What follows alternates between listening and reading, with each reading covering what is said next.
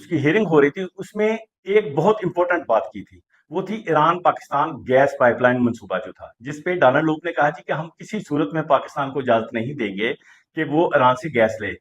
یار یہ مداخلت نہیں تو اور کیا ہے بھائی؟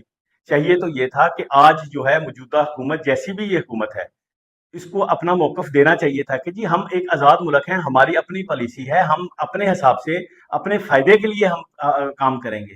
اب انہوں نے کہا جی ہم نہیں کرنے دیں گے۔ اب ایران کا ہمارے ساتھ ایک ریٹن ایگریمنٹ ہے جس کے مطابق ایران نے پائپ گیس لائن جو ہمارے بارڈر تک بنا کے چھوڑی ہوئی ہے، ہم نے نہیں آگے سے کام شروع کیا۔ $18 بلین ہمیں جانے کا پڑ جائے گا جو آلریڈی لیٹ ہو چکا ہے، اور ایران نے صرف ہمارا ہمسایہ ملک اور برادر اسلامی ملک ہونے کی نسبت سے آج تک ہمارے خلاف کاروائی نہیں کی ہے۔ لیکن وہ کیوں چھوڑے گا؟